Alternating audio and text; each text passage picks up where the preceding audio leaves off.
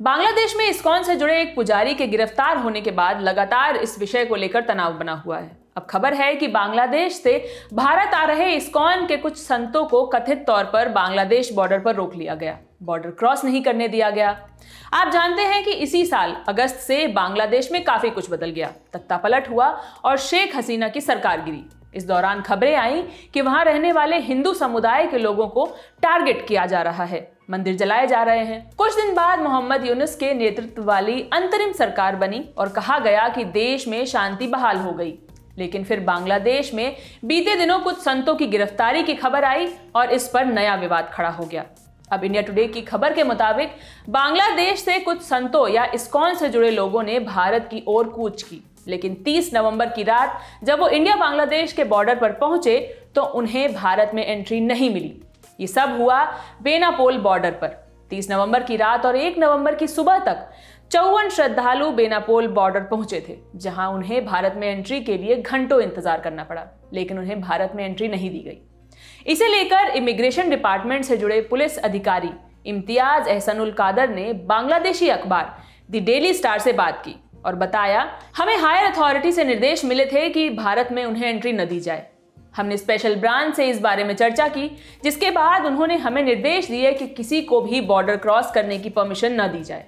उधर border police अधिकारियों ने दावा किया कि भारत में आयोजित एक धार्मिक कार्यक्रम में शामिल होने आ रहे इस्कॉन के सदस्यों के पास वैलिड पासपोर्ट और वीजा भी थे, लेकिन सरकार की परमिशन न मिलने पर उन्हें भारत में एंट्री नहीं मिली। इसे लेकर इस्कॉन के सदस्य सौरभ तपांदर चेली ने बताया, हम भारत में आयोजित एक धार्मिक कार्यक्रम में शामिल होने आ रहे थे, लेकिन इमिग्रेशन अधिकारियों ने हमें रोक दिया। उनका कहना था कि उनके पास सरकार की परमिशन नहीं है। इसी दौरान बांग्लादेश के हिंदू समूह बांग्लादेश सम्मिलितता सनातनी जागरण जोत के प्रवक्ता चिन्मय कृष्ण दास को वहां की पुलिस ने 27 नवंबर को गिरफ्तार कर लिया था। उन पर देशद्रोह के आरोप लगे थे। इसी के बाद उनके सेक्रेटरी श्याम दास प्रभु को भी गिरफ्तार कर लिया गया। मीडिया रिपोर्ट्स के मुताबिक श्याम दास को बिना किसी अरेस्ट वारंट के गिरफ्तार किया गया था। 1 नवंबर को खबर आई कि आदि पुरुष श्यामदास और रंगनाथ दास ब्रह्मचारी नाम के 2 और संतों को गिरफ्तार कर लिया गया था। इस पूरे विवाद पर कोलकाता इस्कॉन के प्रवक्ता राधा रमन दास ने आज तक से बात की। एक्चुअली इस्कॉन के 4 ब्रह्मचारियों को गिरफ्तार किया गया है। चिन्मय कृष्ण दास, उसके बाद उनको 2 दिन पहले खाना और दवा देने के लिए 2 ब्रह्मचारी गए थे, उनको रास्ते में गिरफ्तार कर लिया गया। और चिन्मय कृष्ण दास का जो सेक्रेटरी थे उनको भी गिरफ्तार कर लिया। ये 4 ब्रह्मचारी हैं।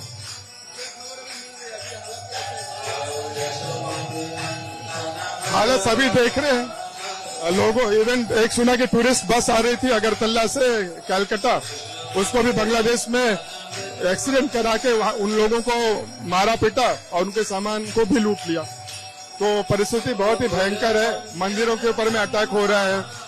कल हमारे एक और मंदिर में तोड़फोड़ हुई। तो इस तरह की घटना तो हर एक मुहूर्त में मिल रही है।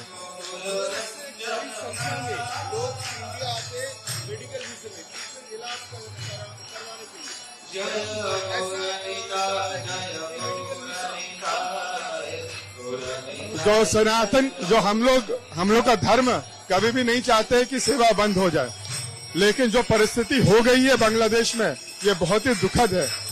भगवान से यही प्रार्थना है कि जल्दी से जो स्थिति है सामान्य हो जाए और जो वहाँ के माइनॉरिटीज के ऊपर में इतना अत्याचार हो रहा है 100 दिन से, वो बंद हो जाए। मीडिया रिपोर्ट्स के मुताबिक बांग्लादेश कोर्ट ने चिन्मय कृष्णदास की बेल के लिए दायर की गई याचिका पर सुनवाई की थी, लेकिन वकीलों की हड़ताल के चलते सुनवाई की तारीख 3 दिसंबर तक बढ़ा दी गई है। मामले पर जो भी अपडेट आएंगे हम आप तक लाते रहेंगे। मैं हूं शिवानी। बाकी खबरों के लिए देखते रहिए द ललन टॉप। बहुत बहुत शुक्रिया।